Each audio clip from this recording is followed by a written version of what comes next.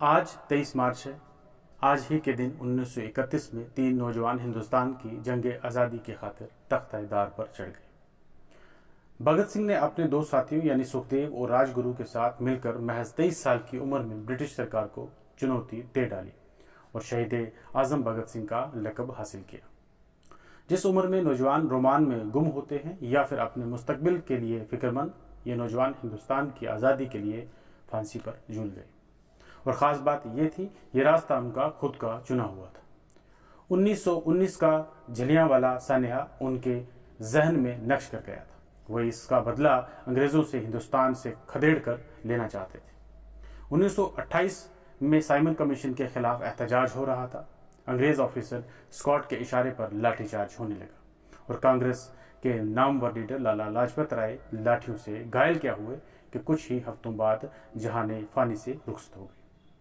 اس واقعے نے بھگت سنگھ پر بہت گہرا اثر چھوڑا اور وہ اسکاٹ کو مار کر اس کا بدلہ لینے کے لیے منصوبہ بنانے لگے، لیکن شناخت میں غلطی کی وجہ سے دوسرے انگریز آفیسر ASP سینڈرز کو قتل کر دیا گیا۔ پھر وہ دن آیا جب وہ دنیا میں اپنی آواز اور خیالات کو پہنچانا چاہ رہے تھے۔ برٹش سرکار عوام میں بڑھتی ہوئی بے چینی اور بدامنی سے بخوبی واقف تھی، اس لیے انہوں نے اسمبلی میں 2 قوانین لانے کا فیصلہ کیا، جس میں ایک تھا پبلک سیفٹی بل اور دوسرا تھا ٹریڈ ڈسپیوٹ بل۔ دونوں قوانین کا مقصد تھا عوام کے انسانی حقوق کی پامالی کرنا۔ بس اسی صورتحال کے تناظر میں بھگت سنگھ اور ان کے ساتھی BK دت نے اسمبلی ہال میں ایک دھماکہ کر دیا۔ بم کو جان بوجھ کر خالی جگہ پر پھینکا گیا تاکہ کسی کو کوئی نقصان نہ پہنچا۔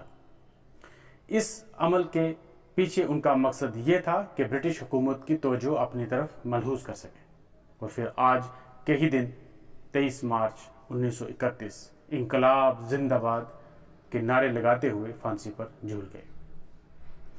بھلے ہی بھگت سنگھ پھانسی کے تختے پر چڑھ گئے، لیکن ان کے خیالات آج بھی زندہ ہیں۔ بھگت سنگھ کے خیالات کو پڑھنے کے بعد محسوس ہوتا ہے کہ وہ اپنے زمانے سے 100 برس آگے کا سوچ رہے تھے۔ ایک طرف برٹش حکومت سے آزادی کا خواب دیکھتے تھے اور دوسری طرف غریبی، ناانصافی، اونچ نیچ اور مذہبی فسادات سے بھی آزادی کی نہ صرف تمنا رکھتے تھے بلکہ اس سنگین مسئلے کا حل بھی بتایا۔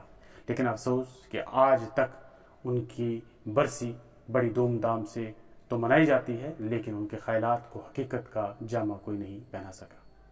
فرقہ وارانہ تشدد کے حوالے سے ان کا جو نظریہ اس زمانے میں تھا وہ آج بھی اسی صداقت کے ساتھ قائم ہے۔ ان کا ماننا تھا کہ ان فسادات کے پیچھے فرقہ پرست رہنماؤں کا اور اخباروں کا ہاتھ ہے۔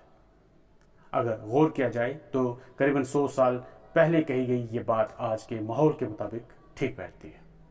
جو لوگ اونچا سنتے ہیں ان کو دھماکے کی ضرورت ہوتی ہے۔ یہ بات ان حکمرانوں کے لیے ہے جو کان ہونے کے باوجود عوام کی بے بس آواز نہیں سننا چاہتے۔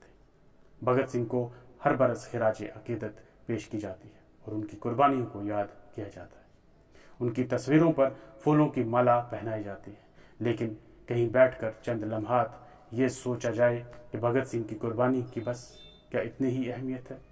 برٹش حکومت جس کے سامراج میں کبھی سورج نہیں ڈوبتا تھا، اس کے خلاف لوہا لے کر، آنکھوں میں آنکھیں ڈال کر انقلاب زندہ باد کے نعرے لگانا اور بے خوف ہو کر پھانسی پر چڑھ جانا اس بات کا ثبوت ہے کہ ایسی حکومتوں کے خلاف کھڑے ہونا اور اپنی بلند آواز کے ساتھ انصاف کی پکار کرنا کہنا تو آسان ہے، لیکن ایسا کرنے کے لیے بھگت سنگھ کو دوبارہ زندہ ہونا پڑے گا۔